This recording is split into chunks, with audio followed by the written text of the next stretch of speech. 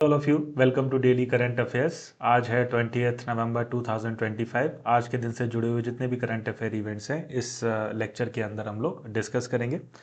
कुछ main topics हैं हमारे पास जो आज के करंट अफेयर आर्टिकल्स में फीचर हुए हैं। तो सबसे पहले है बिरसा 101।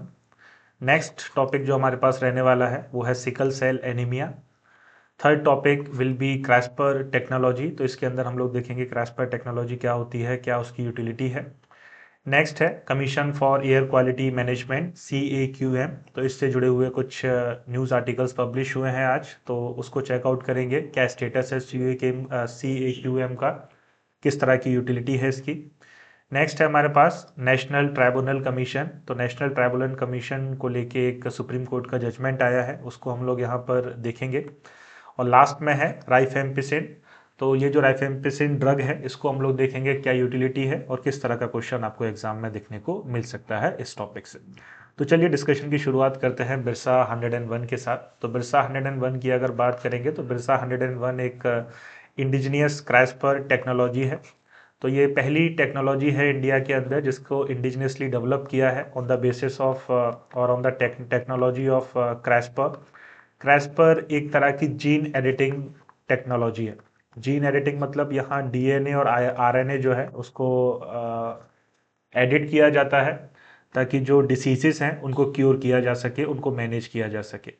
तो जीन एडिटिंग टेक्निक के ऊपर बेस्ड फर्स्ट इंडिजिनियस एक थेरेपी हमें देखने को मिलती है जिसका नाम रखा गया है बिरसा 101। ये जो थेरेपी है it will be related to the cure of sickle cell disease. Sickle cell disease जो कि एक इनहेरिटेड डिसीज है जिसके अंदर जेनेटिक डिसऑर्डर की वजह से जो रेड ब्लड सेल्स हैं उनका शेप जो है वो डिस्टॉर्ट हो जाता है और एक सिकल का शेप ले लेता है। तो जनरली जो रेड ब्लड सेल्स हैं वो राउंड शेप के हमें दिखने को मिलते हैं, लेकिन इस जेनेटिक ऑर्डर की जो डिसीज़ है उसमें ये जो रेड ब्लड सेल्स हैं एक खास तरह की सिकल लाइक शेप ले लेते हैं। जैसे लोग सिकल का इस्तेमाल करते हैं फसल वगैरह काटने के लिए, तो उस शेप के रेड ब्लड सेल जो है वो डिफॉर्म हो जाते हैं, तो जिसकी वजह से ब्लड फ्लो जो है वो प्रॉपरली नहीं हो पाता है। और ब्लड फ्लो प्रॉपर नहीं हो पाता है तो सीवियर एनीमिया की कंडीशंस हमें देखने को मिलते हैं, ऑर्गन फेलियर तक इसमें हो जाता है और डेथ तक इसमें देखने को मिलती है। तो इसको ट्रीट करने के लिए, इसको क्योर करने के लिए पहली बार इंडिया के अंदर हमें ये जो थेरेपी है वो देखने को मिलती है। बिरसा मुंडा का 105th एनिवर्सरी चल रहा है, तो इसकी वजह से ये जो थेरेपी है इसका नाम बिरसा 101 रखा गया है। और ये जो डिसीज़ है सिकल सेल डिसीज़ ज़्यादातर हमें ट्राइबल रीजन्स में ही देखने को मिलती है, इसकी वजह से भी इसका नाम बिरसा 101 हमें देखने को मिलता है। नेक्स्ट है हमारे पास topic commission for air quality management in NCR and adjoining areas CAQM। तो CAQM लगातार न्यूज़ में बना हुआ है। जैसे जैसे दिल्ली के अंदर पॉल्यूशन के जो केसेस हैं वो बढ़ रहे हैं, वैसे वैसे अलग अलग आर्टिकल्स पब्लिश हो रहे हैं CAQM को लेके। सुप्रीम कोर्ट के अलग अलग डायरेक्टिव्स आ रहे हैं। तो सुप्रीम कोर्ट ने अभी ओवर आर्किंग पावर दे दी है CAQM को कि वो जैसे चाहे जो डिसीजन चाहे ले सकता है दिल्ली के अंदर पॉल्यूशन को कर्व करने के लिए। और CAQM की एक सेशन, एक मीटिंग हमें देखने को मिलती है ताकि दिल्ली के अंदर जो पॉल्यूशन केसेस हैं उनको कम किया जा सके। तो CAQM के बारे में जान लेते हैं क्या है CAQM, commission for air quality management in NCR and adjoining areas. तो CAQM एक स्टैट्यूटरी बॉडी है। स्टैट्यूटरी बॉडी मतलब एक्ट के थ्रू इसको बनाया गया है, और वो एक्ट है commission for air quality management in national capital region and adjoining areas act 2021। तो 2021 का ये एक्ट है, इसके अंदर इसको बनाया गया है, स्टैट्यूटरी बॉडी है ये। अगर हम लोग ऑब्जेक्टिव की बात करेंगे तो इस ये जो कमीशन है इसका ऑब्जेक्टिव है to coordinate its action on monitoring of air quality with the government of Delhi and adjoining areas like Punjab, Haryana, Rajasthan and Uttar Pradesh. तो जो दिल्ली के आसपास के स्टेट हैं उनके साथ काम करना, उनके साथ अपने जो एक्शंस हैं उनको कोऑर्डिनेट करना ताकि दिल्ली और NCR रीजन में जो पॉल्यूशन के केसेस हैं उनका जो इंसिडेंस है वो कम हो सके।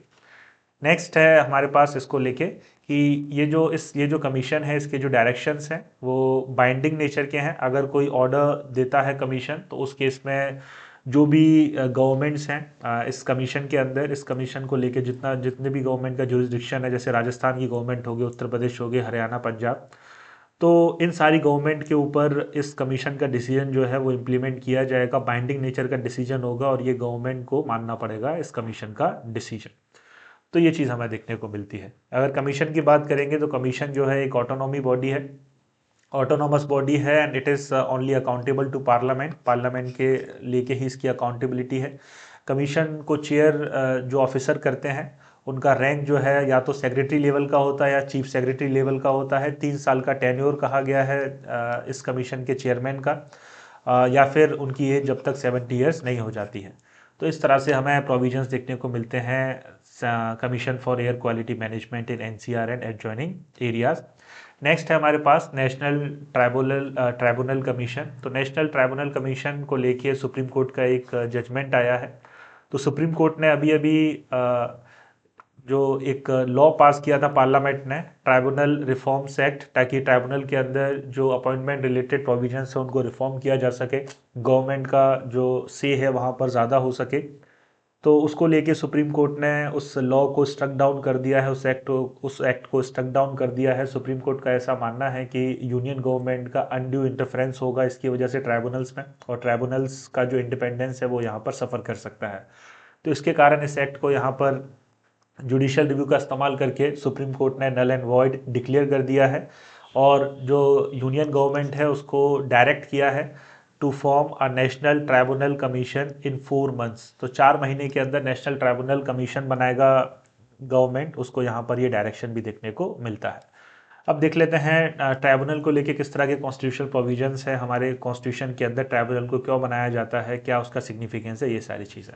तो अगर कॉन्स्टिट्यूशनल प्रोविजंस की बात करेंगे तो ट्राइब्यूनल को लेके कॉन्स्टिट्यूशनल प्रोविजंस हमारे कॉन्स्टिट्यूशन में देखने को मिलते हैं। ओरिजिनल कॉन्स्टिट्यूशन में ये मौजूद नहीं थे, लेकिन 42nd कॉन्स्टिट्यूशनल अमेंडमेंट एक्ट 1976 का इस्तेमाल करके 2 आर्टिकल्स इंट्रोड्यूस किए गए हैं, 323A and 323B in part 14th of the Constitution।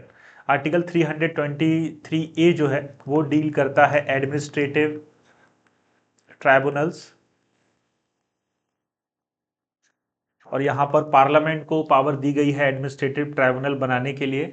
और वहीं आर्टिकल 323B जो है वो डील करता है अदर ट्राइब्यूनल्स के साथ, यानी कि जो भी अदर मैटर्स हैं उनको लेके जो ट्राइब्यूनल्स हैं वो यहाँ पर 2 इंस्टीट्यूशंस को पावर दी गई है। एक तो पार्लियामेंट को भी पावर दी गई है,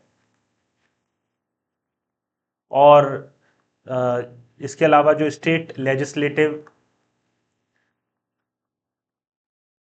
असेंबलीज हैं उनको भी पावर दी गई है। तो ये बात आपको याद रखनी है।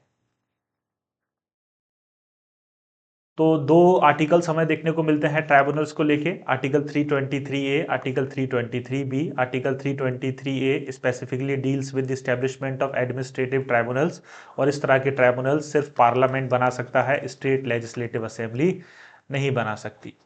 उसी तरह से आर्टिकल 323B जो है वो इसमें पार्लियामेंट और स्टेट लेजिस्लेटिव असेंबली दोनों ही को पावर दिए गए हैं ट्राइब्यूनल्स बनाने के लिए। और यहाँ पर अलग अलग तरह के ट्राइब्यूनल्स हैं, जैसे इलेक्ट्रिसिटी ट्राइब्यूनल हो गया है ना, टैक्स रिलेटेड ट्राइब्यूनल हो गया, इस तरह के ट्राइब्यूनल बनाने की पावर आर्टिकल 323B के अंदर दी गई है। नेक्स्ट है हमारे पास सिग्निफिकेंस, कि ये जो ट्राइब्यूनल बनाए गए हैं या कॉन्स्टिट्यूशन के अंदर ट्राइब्यूनल्स को लेकर प्रोविजंस ऐड किए गए हैं, उनका सिग्निफिकेंस क्या है। सबसे पहला सिग्निफिकेंस है क्विक रेजोल्यूशन ऑफ केसेस। तो जो केसेस हैं वो अब क्विकली रेजोल्यूट हो सकते हैं। यहाँ पर as compare to the mainstream judiciary यहाँ पर टाइम जो है कम लगेगा, तो क्विक रेजोल्यूशन पहला सिग्निफिकेंस हो जाएगा। दूसरा सिग्निफिकेंस है स्पेशलाइजेशन। तो यहाँ पर जो मेंबर्स होते हैं वो एक्सपर्ट मेंबर्स होते हैं, स्पेशलाइज्ड मेंबर्स होते हैं, तो वो चीज़ों के बारे में ज़्यादा जानते हैं as compare to general judicial members. तो इस कारण से यहाँ पर जो केसेस का रेजोल्यूशन है वो हमें क्विक और एफिशिएंट वे में देखने को मिलेगा। नेक्स्ट है burden down the judicial system. तो जो मेन स्ट्रीम जुडिशियल सिस्टम है उसके साथ डील करने के लिए क्वासी जुडिशियल बॉडीज़ जो है वो बनाई गई हैं। तो ट्राइब्यूनल को आप इंट्रोड्यूस कर सकते हैं एज क्वासी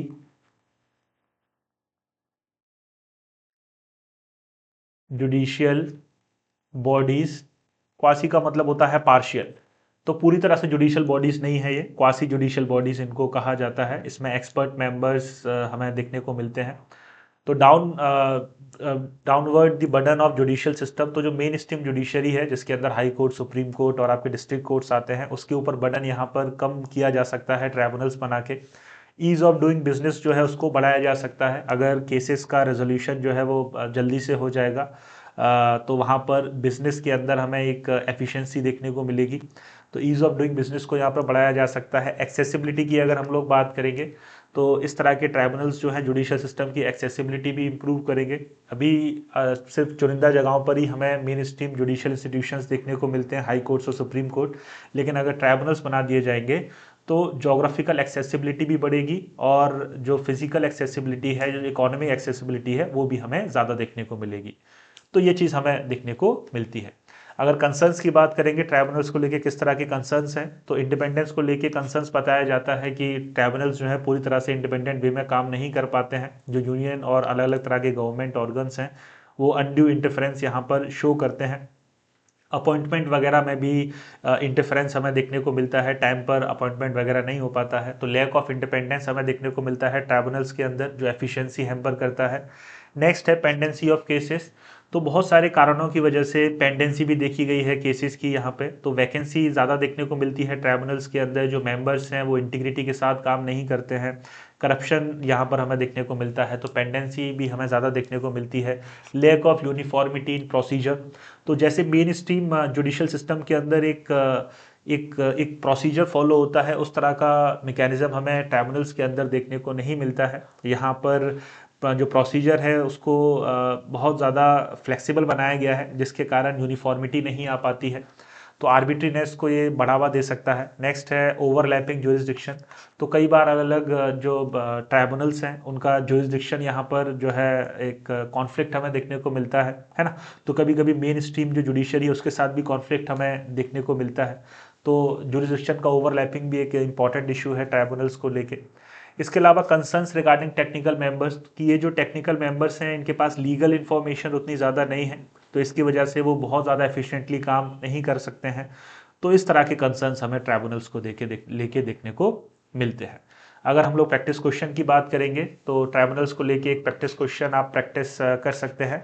तो briefly analyse the constitutional provisions related to tribunals in India, तो दो पार्ट हैं इस कॉन्स्टिट्यूशन इस क्वेश्चन के। पहले पार्ट में वो कॉन्स्टिट्यूशनल प्रोविजंस के बारे में पूछ रहा है, जो अभी अभी हमने डिस्कस किए हैं, आपको वहाँ पर वो एड्रेस करने हैं। और जो दूसरा पार्ट है इस क्वेश्चन का वो है critically analyse the role of tribunals in the Indian judicial system, तो इंडियन जुडिशियल सिस्टम के अंदर इसका क्या सिग्निफिकेंस है, क्या रोल है, उसके बारे में पूछ रहा है। और उसके क्रिटिकली एनालिसिस करने का बोल रहा है, मतलब आपको यहाँ पर एडवांटेज, उसका सिग्निफिकेंस और उसको लेके जो क्रिटिसिज्म है दोनों लिखने हैं। तो इस तरह से हमें यहाँ पर चीज़ देखने को मिलती है ट्राइब्यूनल्स को लेके। इस तरह से आप जो है इस प्रैक्टिस क्वेश्चन को बड़ी आसानी से एड्रेस कर सकते हैं with the help of the content. आगे बढ़ेंगे हम लोग। नेक्स्ट टॉपिक है हमारे पास राइफेम्पिसिन। तो राइफेम्पिसिन की अगर बात करेंगे तो ये एक एंटीबायोटिक ड्रग है, एंटीबायोटिक ड्रग है। और WHO ने अभी कुछ आर्टिकल्स पब्लिश किए हैं जिसकी वजह से ये बताया गया है कि राइफेम्पिसिन का ओवर यूज़ करने की वजह से इस ड्रग को लेके रेसिस्टेंस देखने को मिलता है, जिसकी वजह से ट्यूबरक्लोसिस के जो मामले हैं या ट्यूबरक्लोसिस के क्योर के जो रिलेटेड इशू हैं वो हमें देखने को मिलते हैं कि ट्यूबरक्लोसिस को क्योर करना अब थोड़ा सा मुश्किल हो रहा है, क्योंकि जो पेशेंट्स हैं उनके अंदर राइफेम्पिसिन को लेके एक रेसिस्टेंस डेवलप हो गया है, और ये एक इम्पॉर्टेंट एंटीबायोटिक मेडिसिन है पर्टिकुलरली ट्यूबरक्लोसिस को क्योर करने के लिए। तो इस तरह से राइफेम्पिसिन को लेके आपको याद रखना है कि ये एक एंटीबायोटिक ड्रग है।